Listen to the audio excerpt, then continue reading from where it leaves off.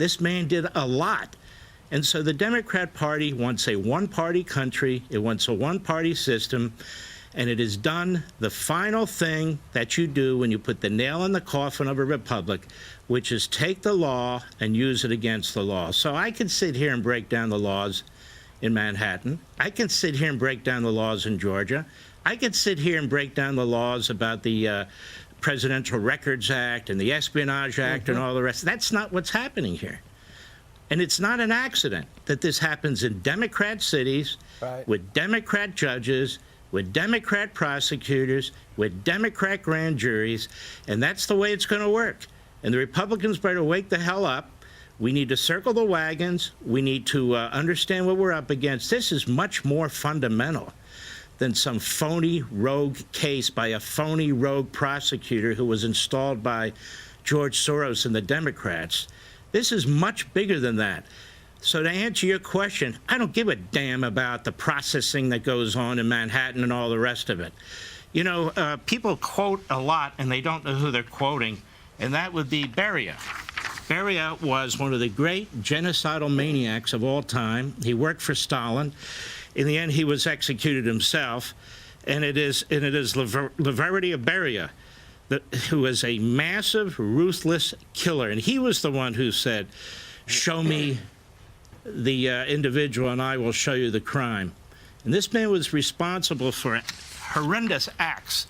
This country has now become a tyranny in many respects. And the American people feel it.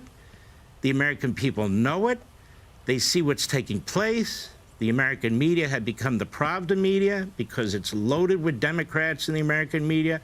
And look, even Fox, Conservative Talk Radio, OAN, Newsmax, under constant attack, under constant pressure by sleazy lawyers, by sleazy, phony journalists, because they don't like the competition of ideas, and they're period. Losing. They don't want the competition from the Republican Party and conservatives. That is what's going on. Mark, right now, the Fox News poll on Tuesday has Trump up by 30 points on Ron DeSantis, and this will probably only foster it. Let me ask you something. You interviewed the president yesterday, I understand, before the indictment came down. How would you describe his demeanor? And I went back afterwards because I was invited to dinner. This is a remarkable man. I mean, would you be able to eat after you were charged like this with a phony prosecutor? He was very congenial. He was very strong. He was there with the former First Lady, and his son was there, Don Jr., and they couldn't have been. This is a real family. This is a very close family. If you saw the president and Melania together, they are tight as can be. They are strong as can be. He's a very decent man. He cares so deeply about the country. You walk around Mar-a-Lago or you look outside and you think to yourself, this man doesn't need any of this. All he has to do is say, I'm not running anymore. I give up. He won't give up. He's not going to back down to this stuff. And so his supporters and the rest of the American people need to understand that this is a unique man at a unique time in our history, that this country is in very, very grave danger when the law is being used this way against political opponents, a Republican Party, people who have different views at school board meetings and who are opposed to abortion. And it's even worse than that. The efforts by the Biden administration to censor free speech and the Democrat Party, the disinformation board that they want to create, the commingling of government with the social media platforms. Look. I have been studying totalitarianism and tyranny. I have been studying fascism and communism. This is it, guys. This is it. I know people think it can't be. It's the United States of America. What makes us different is our Constitution. What makes us different are the first 10 amendments, is the Bill of Rights within the Constitution. What makes us different is our customs and our traditions and our systems. And when you have one party that has given up all of that, that violates all the boundaries, that is in power for a temporary period of time and wants to make its power permanent, and they've done this in places like California and New York and Illinois and New Jersey, and they take those models and they try and superimpose it on the entire United States. they all fail. People are fleeing these blue states. Right, That's they why all fail. Florida's population and Tennessee's population, they're going up. They're trying to find places where freedom still exists. Right. Mark, we've been And I waiting. am telling you right now, what Bragg has done is the tip of the iceberg. This man should be disbarred, but he won't be disbarred. You have a Democrat bar, you have a Democrat top court, you have Democrat judges.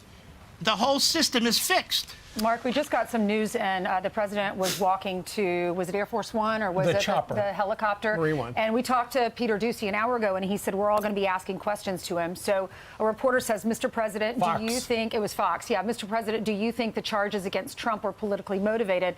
And he said, I have no comment on Trump. To be expected? Well, why does he comment? The Democrat Party's doing all the dirty work for him. He's already sent the signal out. Right. That Donald Trump is a threat to the nation. You see these phony historians go on TV calling him a dictator. What has he done that's a threat to the nation? He's followed the laws. He's followed all the rules. He follows the Constitution, so they have to concoct events. The January 6th committee, that is a typical Soviet-style commission that was pulled together, all one-sided. You had a few hacks from the Republican Party to make it look like it was bipartisan. Clearly it wasn't. I could go on and on and on about all this stuff. Look at Bill Clinton. Bill Clinton cut a deal with an independent counsel who could have charged him for 15 different crimes. When he lied to the grand jury, and he lied under oath, he lied in front of a federal judge. But they cut a deal to prevent something like this. Hillary Clinton would be doing life in prison if obstruction was a real crime that was applied to Democrats, given the number of emails that they destroyed. What is she doing? She's running around out there, you know, attacking Professor in Republicans, Columbia. attacking Trump and so forth. Joe Biden, the idea that Joe Biden, a man who took money for the communist Chinese, I don't care if it was laundered through his son or not, that family got over $30 million in communist Chinese money, according to Peter Schweitzer's excellent research. They set him up in Washington, D.C. in a phony think tank where he made $900,000 a year. 2 years, the guy makes $17 million. He's been in the Senate his entire life. He can't put 7 words together, and he's paid for speeches. And we all know what's going on here. This is corruption through and through, and that's the way it works. Democrats are immunized by the FBI, by an attorney general who is a lapdog to this president. They have their U.S. attorneys in